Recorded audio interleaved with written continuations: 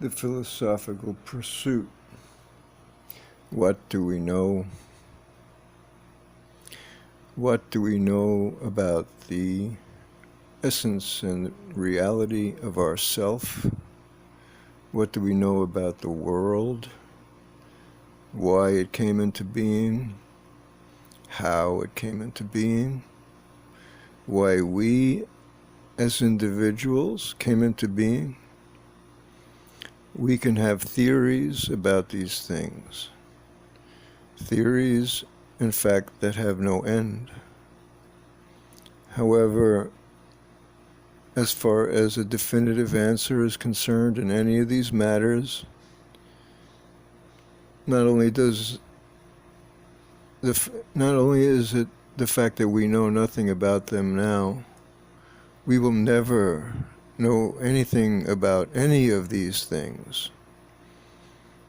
Moreover, we wouldn't want to know, and we cannot know. The true we I speak of is itself the God source, the essence of the intelligence of all there is, in pure consciousness and pure being. That essence of beingness cannot see or experience its true self. It can only experience things that it spins into existence by a force that it even doesn't understand. In the final analysis, everything is pure, unfathomable mystery without any resolution at any point in space-time. The world is a continuum. It never had a beginning. It will never end. It just keeps going. Whatever caused it to be, in other words, how do we arrive at that conclusion? Whatever caused it to be, out of its pure essence, coming out of its pure beingness, whatever caused it to become manifest, that will happen again, even if the individuated consciousness comes to recognize itself through a means that is extraordinarily indirect and yet clear, profoundly clear in the heart, not the mind. The mind cannot know anything about it. It cannot know anything because it cannot put anything into words, because the mind operates through words. It does not operate any other way. Words or symbols, which are really forms of words, or even mathematical notation, which is another form of identification, basically abstracted from words, yet in the same format of organization. Therefore, any kind of pursuit into truly thinking that one can understand anything is a waste of time.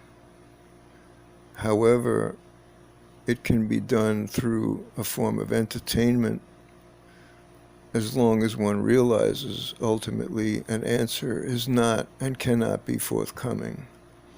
If this is realized, one can have fun with it. Otherwise, one can be driven insane from such a pursuit, as would happen to Friedrich Nietzsche. No doubt about that.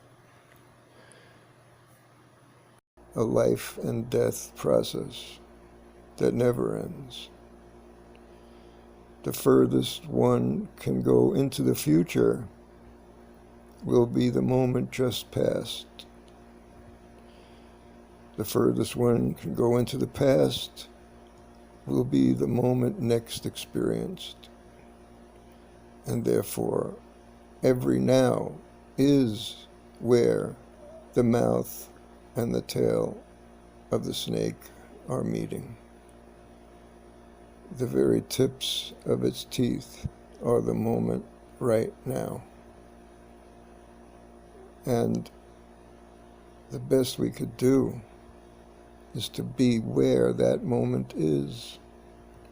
It holds the power to everything. It's the key to everything. As Eckhart Tolle put it in his title of the book, The Power of Now. Be here now, as Ram Dass wrote as the title of his book. And there is no other way. We can experience the future through expectations, or we can experience the past through reminiscing. However, where we're doing it is from the now. The reality is we cannot be anywhere but now.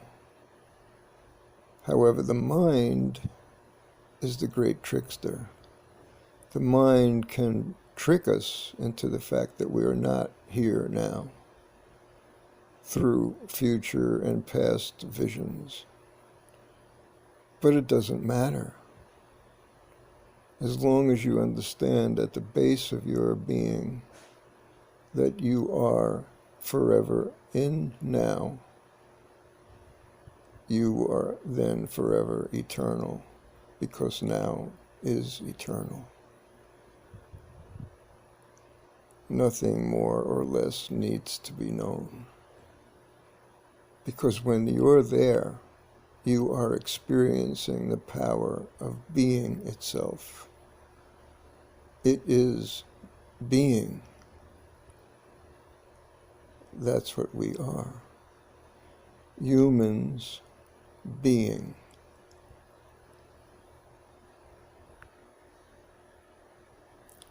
Another thought that came to me when I was about 19 years old, which became a koan only until recently, is when known there is nothing to know, you inherit the world.